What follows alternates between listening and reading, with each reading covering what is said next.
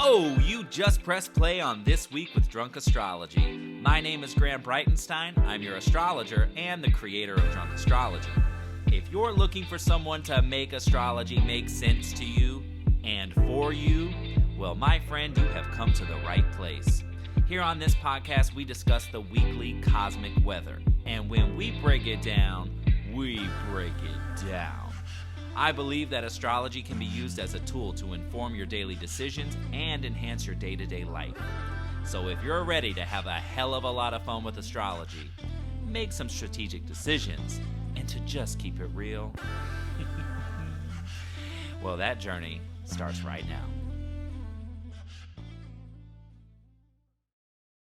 Happy New Year! Oh, it is so awesome to welcome you to the first episode of season 3 of This Week with Drunk Astrology. Man, those of you that have been here for a long time, you all know this is wild to me. I am ever so grateful to be doing this and to be sharing astrology with you in a way that helps you make strategic decisions, that helps cultivate joy, helps you understand yourself and your surroundings and the events of your life a little bit more, to give you a little perspective, and to just share what I think is life-altering information. So, wow, man, thank you, and I hope that you've had a wonderful end of the year. I hope that you're feeling blessed and hopeful and ambitious and goal-oriented. But if you're not, it's actually very, very normal in this skyscape we have at the moment. So don't worry if you're starting the new year off like blasé. Trust me, you're not the only one. The retrograde momentum moves on or moves back or slows down, however you want to say it. But that is all going to change over the next few weeks. So just hold tight. Accept this slowdown phase that we're currently in, because it's on the horizon. The energy shift that you've probably been waiting for, I know that I've been waiting for, as a Mercury-ruled sign, because Mars is retrograde in Gemini, Mercury sign, and Mercury is currently retrograde himself in Capricorn. So it is just, for the Virgos and Geminis especially, or if you have a strong Virgo-Gemini energy in your chart, oh my gosh, this has just been like one stall after the other. It's like taking 2 steps forward and then like 5 steps back type of thing, but all worth it. The end of 2022 and the beginning of 23 is slower than most of us would like, or some of us are appreciating the speed. I'm not mad at the speed being a little slower, but it's when it comes to like, oh no, these are the things that I need to pick up. These are the things that I want to pick up. And if you're feeling that way too, it's just like, oh my gosh, of course, it's this one thing. Everything else is all good, but then it's this one thing that I really want to see happen for me. And then it's like stalls, or you don't have the information yet, or someone's not getting back to you.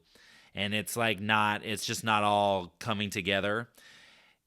By the end of this month, you can expect there to be some, not to say that it's all going to be worked out by the end of January, but you can expect there to be VIP energy switches by the end of this month, because next week Mars will station direct, which is high ho silver, what we've been waiting for.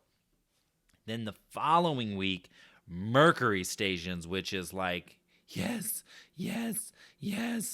And after that, we're going to be in a retrograde free zone for a few months. And that is going to be high hole time to start pressing go on all kinds of things. And by the time we get to March, you're gonna wish, future you is gonna wish that you took the time to rest. So I'm saying it now, You're starting a new year, and yes, you're going to see people online, and you're going to hear people in your life go, oh my gosh, all my resolutions, and I'm doing this new program, and yes, it all begins now, no time to waste, here we go, summer body starts in the winter. You're going to see it all. And those folks that aren't attuned in to the astrology of it all, let's just check back in with them by the end of the month and see what has stuck.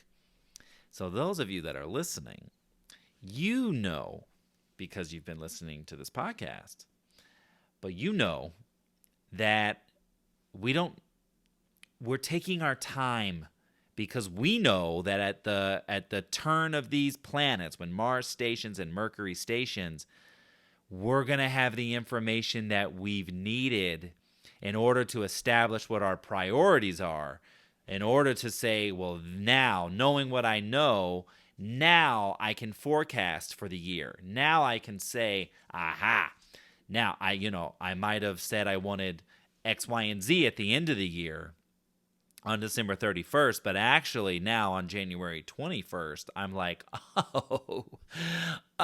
priorities have changed. Priorities have shifted. So you go back, right? I've been saying, and hopefully you've been listening to the last few episodes, I've been saying, still make your resolutions. Still envision your 2023, but don't get married to the list right now, because your priorities are going to shift as you gain more insight and gain more information during these retrogrades.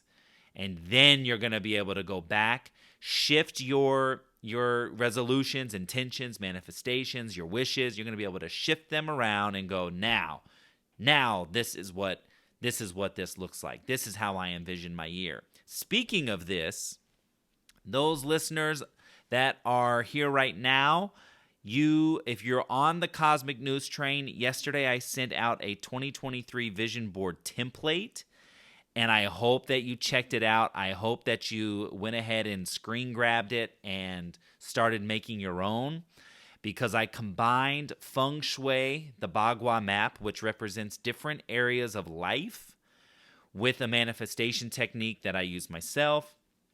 And this is coming oh my gosh, from Christina Hollinger, who was one of my favorite feng shui practitioners. She is also a Drunk Astrology client.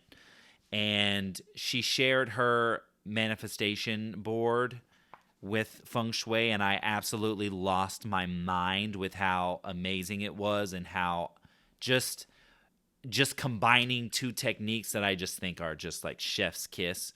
So I shared that template with you, and hopefully you got it. If you missed it, or if you're not subscribed to the newsletter, which I've dubbed the Cosmic News Train, go to the show notes and just click on that link that says, hop on the Cosmic News Train. And if you do that and you don't see, and Mercury is retrograde, ruling planet. So if I say something wrong, we're not surprised. But you should, once you sign up, get an email, and it should link you to the latest horoscopes, which the vision board template is through that link. If for some reason it's not, get in touch with me. Contact info is also in the show notes, and I'll get you the template. Because what you're going to do with that is we're going to work with it and change it, and we're going to make adjustments to it, but I am going to be coming back to you around January 21st, and I'm going to ask you to solidify your board. Okay, so you're not off the hook here. We're starting 2023 with what? Accountability. And you and I are going to be each other's accountability partners. If and when you make your vision board, I implore you to save it to any of your tech devices as the background, so that every day you look and say, okay, at least one micro action today needs to move me closer to what I envision for myself this year. But also, I encourage you to share it so that others can see and others can hold you accountable for what you, and by others, I first and foremost mean me, tag Drunk Astrology, and you and I will absolutely keep each other accountable as we move throughout the year, but also for other friends and family of yours, just so that it's not just a solo journey. It does not have to be. Capricorn energy can make us feel like we're kind of alone on the mountaintop, but you're not. So I am going to invite myself to be your accountability partner, but the way we're going to do that is by sharing. So share your vision boards with me, tag me. If you're not using social media, totally fine. Email them to me, text them to me, and let's just make this a community effort. That's first and foremost what I created Drunk Astrology for, was to use astrology to change people's lives, but to also create a community where spiritual work wasn't always so like deep, dark, and heavy. We could move through the heavy stuff and keep it light and fun. That was really the idea. So we're going to start this year off by building a community. I mean, we already have one, but now we're going to up the ante. We're going to up the notch. Okay? Because some of you have been on me like crazy to get a Drunk Astro retreat going, and I'm working on it. There's levels to get to that point, but this year I get the feeling that we're gonna get there. But that's neither here nor there. Okay, so that's what I wanted to say about the vision board. This is the last little bit Drunk Astro news board item. The yearly reading. 2023's yearly reading is now available. If you want to look at your 2023, like in depth, look at your 2023. Like, what are all these planetary changes signifying for you? What chapters are ending? What chapters are beginning? What are your power dates for love, money, travel, career? Plus, this year, I got real wild with it this year. We're going to talk about the things that we've done the last 2 years, which are all those power dates, love, money, travel, career, all of that. There's that component. But then I also added a 40-card oracle spread with insight and messages for every single month of the year. And that comes to you as a pre-recorded video. So far, it's been about 40 minutes. I've test-drived the reading before launching it with me, with Herman, my friend Kaylee. And, y'all, it is everything, okay? How many different decks did I use? 1, 2, 3, and then I did some cool messages with 5, 6, 7. I think it's 8 different decks.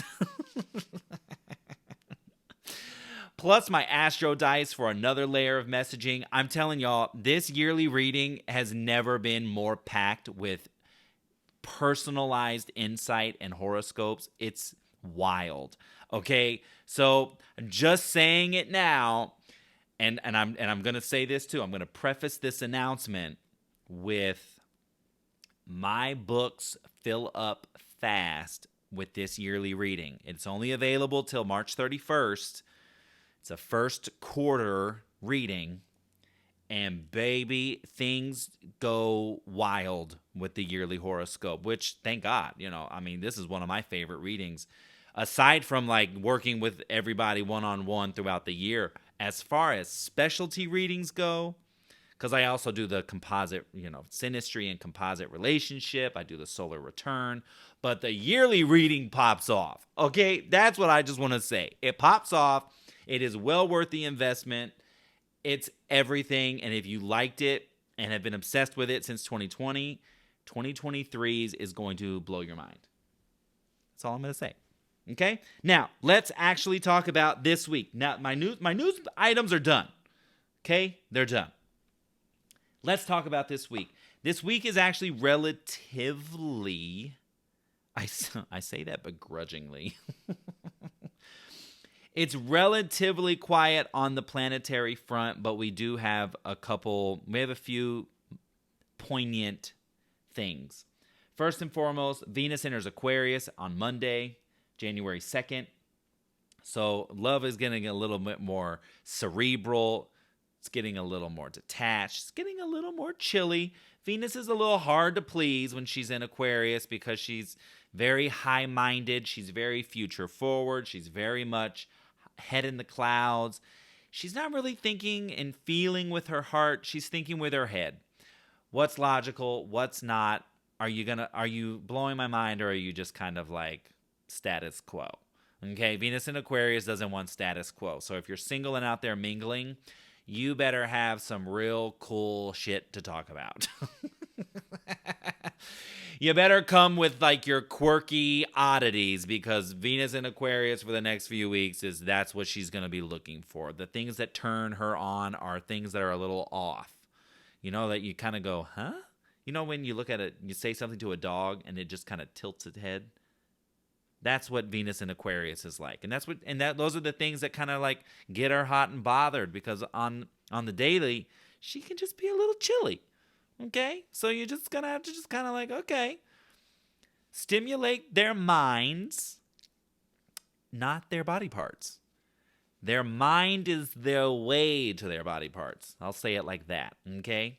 So activate that third eye, open the crown chakra up to spiritual messages, and Venus in Aquarius is going to be like, oh, hubba, hubba. Then as we get to the other side of the week, on January 6th, Friday, we have a Cancer full moon. So we start off the first week of the new year a lot more emotional and sensitive, and we're going to do a brief little horoscope for all the different signs for the Cancer full moon. So stick around for that for sure. But it definitely makes us more sentimental and more sensitive, more, it brings the focus to home and family and a sense of safety and security, foundation. But it's popping a story from 2022, and we're going to do a little talk about it. And then the next day, on Saturday, January 7th, the sun has a conjunction to Mercury retrograde. So whenever the sun comes along and meets up with Mercury, everybody, there's just no arguing, okay? And with a full moon the day before, the combo here could be, hyper emotional, hypersensitive, plus speaking out they ass. And there's no real resolution or resolve when the sun meets up with Mercury in general. But now it's Mercury retrograde, so it's pulling up old stuff. Cancer full moon can pull up and highlight old stuff. Oh my gosh, I'm just realizing a story with my family that is likely going to pop. Okay, that's going to be interesting. But it's going to pull up old stuff around home and family, parents, kids.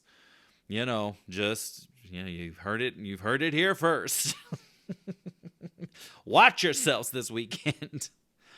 But there's no point in arguing, especially on Saturday, okay? Because everyone's going to think they're right, and Mercury's retrograde, thinking that it's right, feeling that it's right, and isolating itself no matter what. So the best bet, your best bet, is to not argue and to just say, how about let's table this. Let's come back to this in a few days. You ideally want to wait for more favorable skies when the sun has a meetup with Mercury like this, especially on the heels of a full moon in the sign of Cancer. I mean, hello, that's a lot. That's just a lot. That's very much, very, very busy, very, very potent, and very poppy. And so we don't want that. And I don't want that for you. That's not New Year vibes, right? But we do have to clean up some stuff. So you know what? As soon as I say that, as soon as I realize Mercury retrograde, Mars retrograde, both are wanting us to clean up our ish, to slow down and look at the details, to just look at it. Look at your landscape and really see this is what needs to change. And we're starting at home. right? We start the new year off going, hey, hone in here, focus things before we give you a little bit more space to manifest and to really set your intentions. We need you to look at home, look at your surroundings. This could affect your ability to bring in what you want to see this year. So it's time to look at it. That's that drunk astrology perspective, baby. Whoop.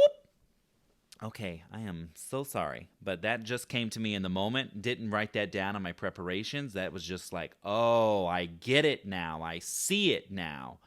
We're going to slow you down and then start off with this big-ass spotlight so that you know exactly what could potentially get in your way. But we're going to say, hey, but we're going to give you these 2 weeks to clear it up.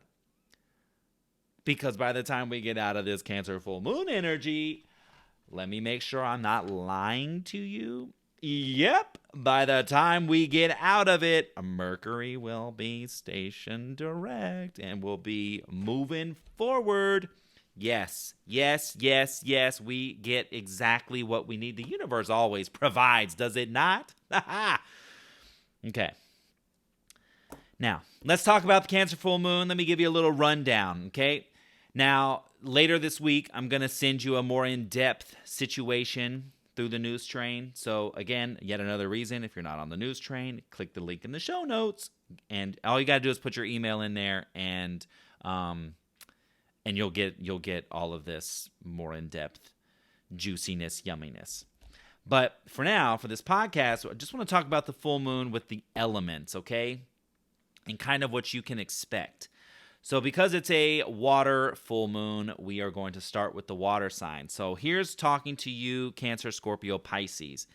You're outside of your element, so you're in a fiery zone. So you all can expect this full moon to get yourself moving, to get an action ASAP.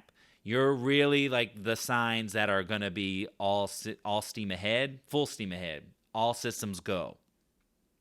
So I want you to go back to the Cancer new moon back in June 28th of 2022 and to look at the 2 weeks that followed and to kind of look at what seeds were planted, look at the activities around them, what were you doing, what was working, what was the landscape back at the end of June into the first 2 weeks of July? Because now things began back then are now coming to harvest. They're coming to a head, and it's now culmination time. And it's going to launch you into momentum and activity and action.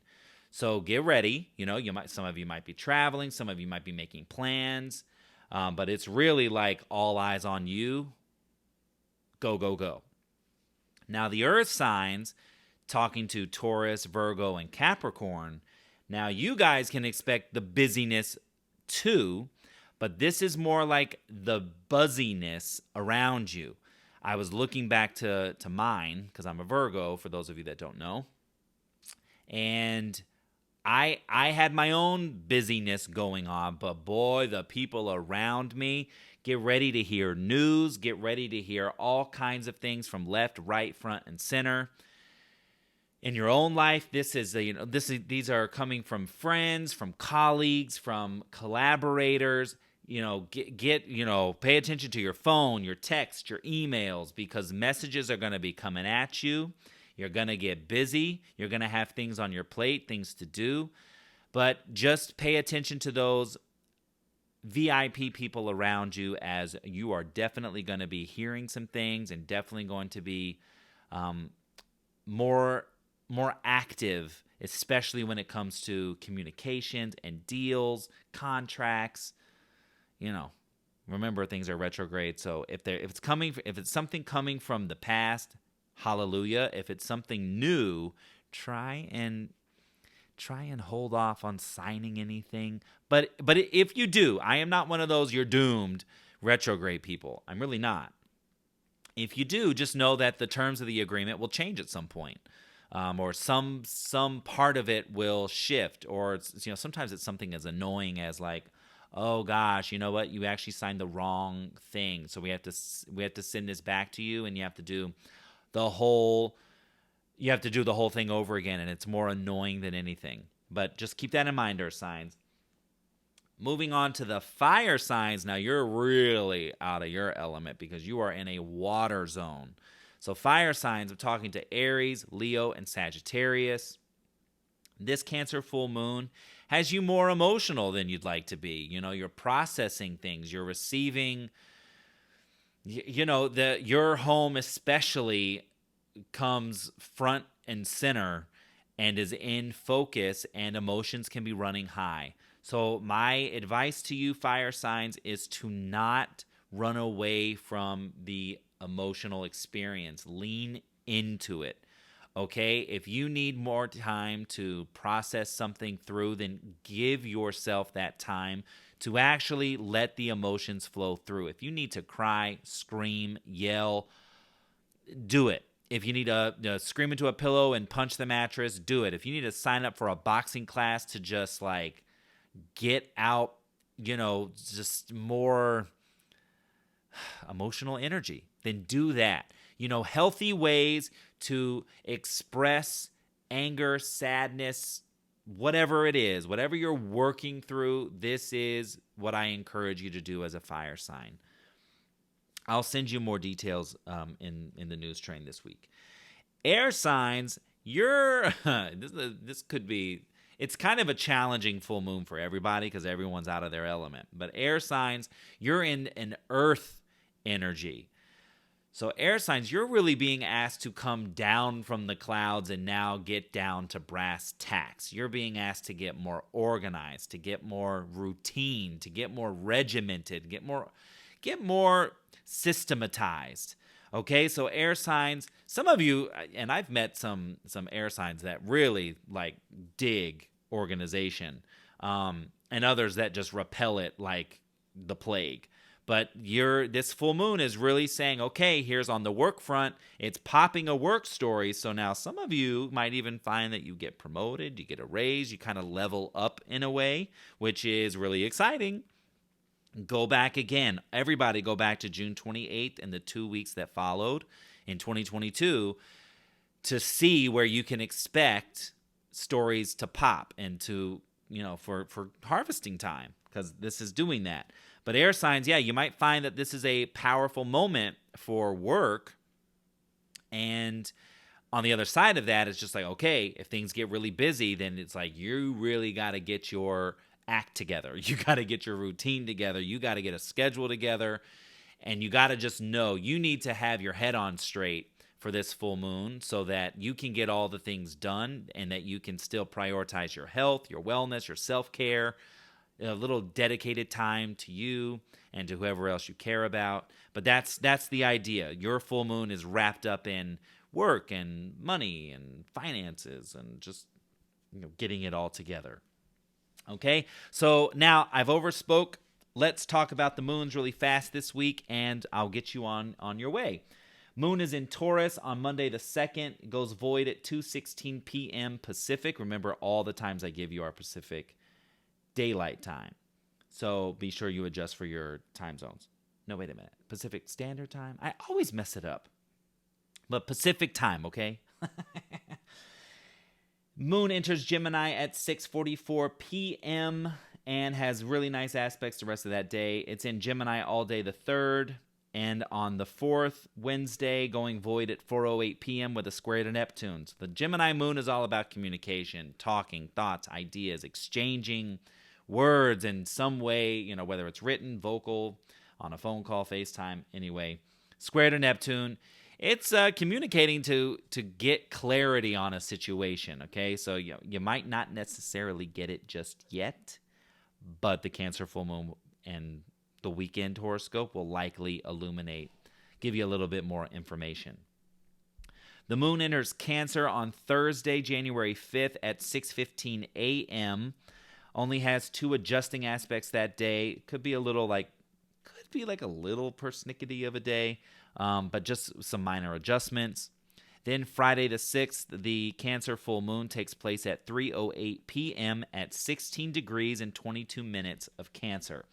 So you're going to go find 16 degrees in your chart and see if there's any planets or major points there. Those of you that are clients, you have your chart. If for some reason you don't or you can't find it, send me a message. I'll send it to you again. And you're also going to look for the other cardinal signs. So that's Cancer, Capricorn, Aries, and Libra. If you have anything at 16 degrees there or around, then those areas of your chart are getting popped by this full moon. The moon on January 7th goes void at 2:23 p.m. with an opposition to Pluto. So this Cancer full moon is putting something out, but it is also opposing the planet of life and death and transformation. All right, so we are getting illuminated in a big way. It could be illumination in a way that separates or highlights something that needs to change on a soul level.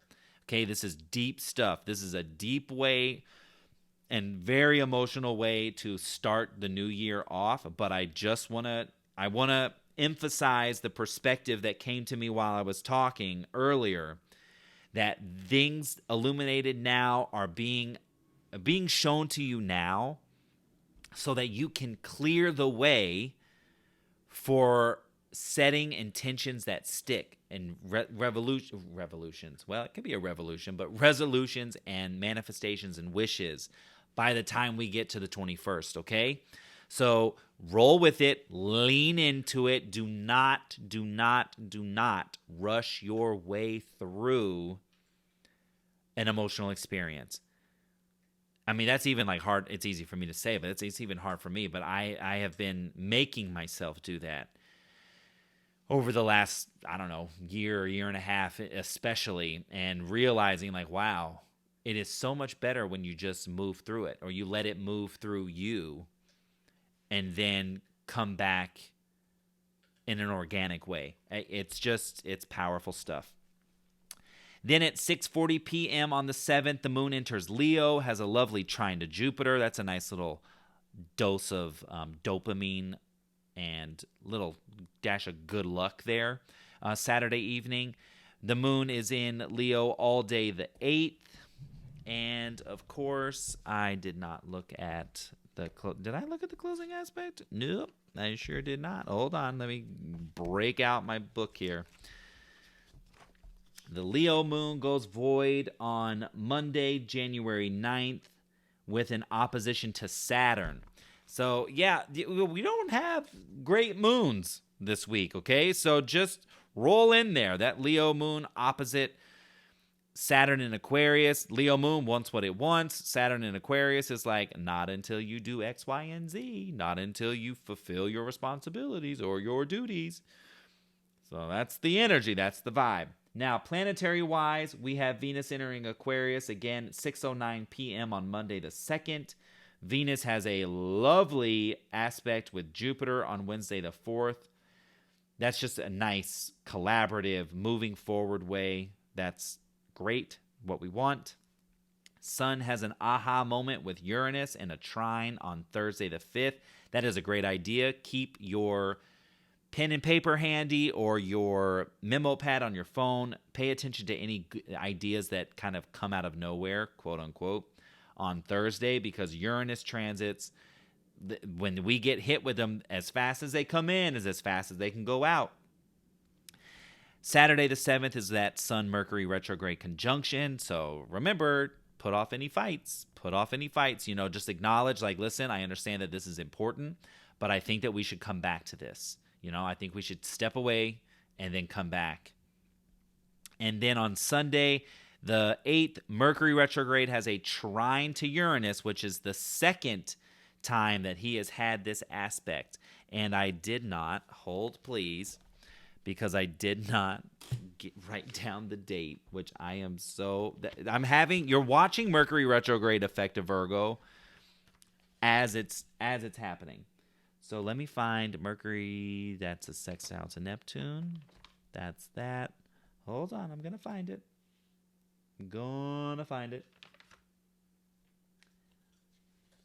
or am I not?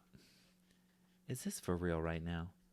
Sextile to Neptune. I don't want the sextile to Neptune. I want the trine to Uranus.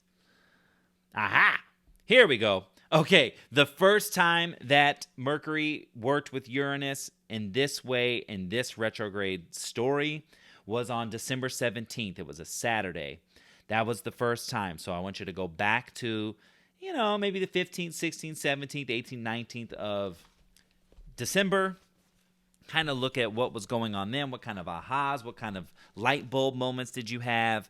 And now Mercury comes back and goes, okay, second time around, let's revise, revisit, reunite that idea and see what else can we add to this? What else can we do to hump it up? Okay? So that's it, folks. That's the energy of the week. Again, thank you for being here. Season 3 of This Week with Drunk Astrology. There's going to be upgrades and updates coming over the next few weeks. I am taking my own advice, and I am taking my time with the things that I want to change and shift. So you're gonna be seeing a slow rollout of things over the next few weeks, and I'm excited to share them with you. Oh my gosh, I cannot wait. So have a wonderful first week of the new year. Have a wonderful full moon. You're gonna have more fun things coming to you through the Cosmic News Train this week, this month, this year. So get ready, and I can't wait to see you and to work with you all and to continue doing awesome things together. Have a great week. I'll talk to you soon. Bye.